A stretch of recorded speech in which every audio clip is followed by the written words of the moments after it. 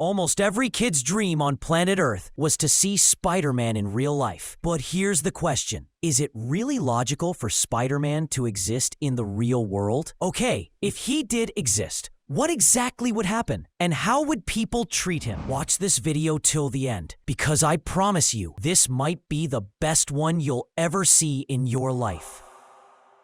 Before we dive deep into the topic, let's first understand how Spider-Man appeared for the first time. In the first movie, Peter was inside a science lab in New York when suddenly a spider came down from the ceiling and bit his hand. Peter went home, took off his clothes, and suddenly fell on the bed, then on the floor. Then we start to see his genes changing gradually into spider genes. When he woke up, everything was different. His vision improved, his body became muscular, and he gained superhuman strength. But all of that only happened in the movies. Now, what if that happened in real life? Let's ask ourselves first, could anyone actually become Spider-Man? Imagine you're standing somewhere, and suddenly a spider drops from the ceiling and bites you. What would happen? Would you get superpowers, muscles, fly around, and save the city while everyone cheers for you? No, you'd literally die. But why? Let me explain. In our world, there are over 45,000 species of spiders, but only a few are actually dangerous to humans. Most of them have weak venom that only affects small animals. But there's one spider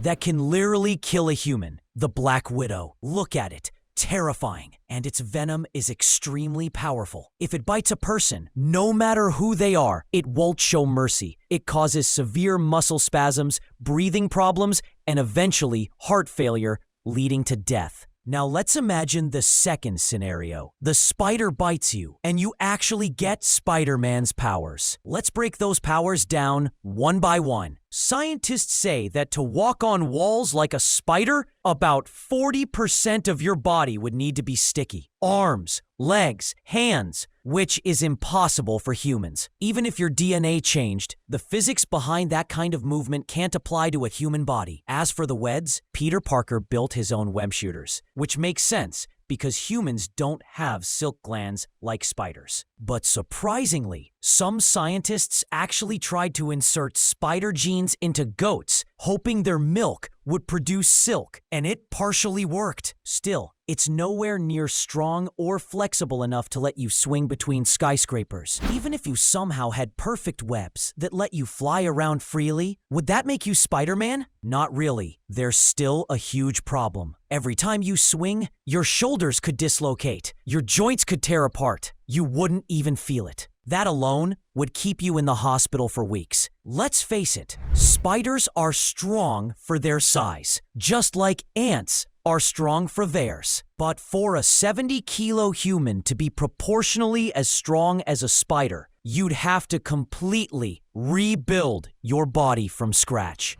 Okay, let's imagine a miracle happened. You became exactly like Spider-Man, with all his powers. Could your body and mind handle flying every day and fighting crime? Of course not. Psychologically, the double life Spider-Man lives is exhausting. Imagine lying to everyone you love just to keep your secret. You miss important events, lose your friends, and your family drifts away because of your strange behavior. Scientists say people living double lives suffer from extreme psychological stress, depression, and relationship breakdowns. Basically, their lives fall apart. And just the idea of someone putting on a suit and fighting criminals every day, that's not normal. In psychology, that could come from childhood trauma, a hero complex, or even an addiction to danger. Now let's say you handled all that and became a real hero, Spider-Man, saving everyone. Do you think people would actually love you and take selfies with you? Sorry to disappoint you. They wouldn't. At first, everyone would be amazed, just like in the movies. But the moment something went wrong, they'd all turn against you, especially when the media gets involved. News channels would split into two sides, one calling you a hero, the other calling you a threat that must be stopped. And in the movies, every time Spider-Man chases a villain, he leaves massive destruction behind. Broken buildings, car crashes, chaos everywhere. It looks cool on screen, but in real life,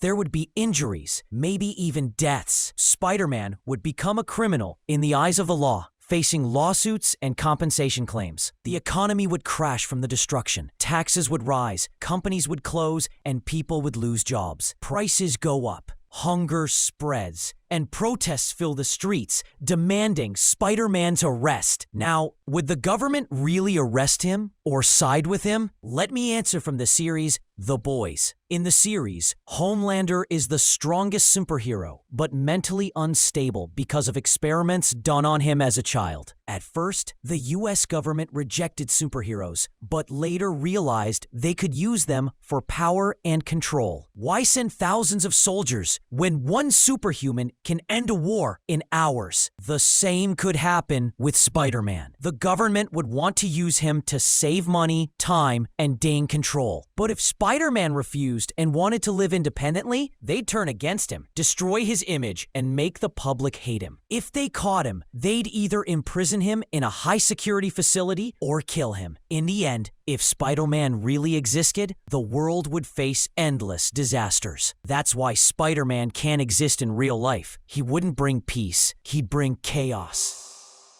So we've reached the end of the video. If you liked the video, don't forget to like and subscribe to the channel so we can reach 1,000 subscribers as soon as possible. See you in a new video. Goodbye.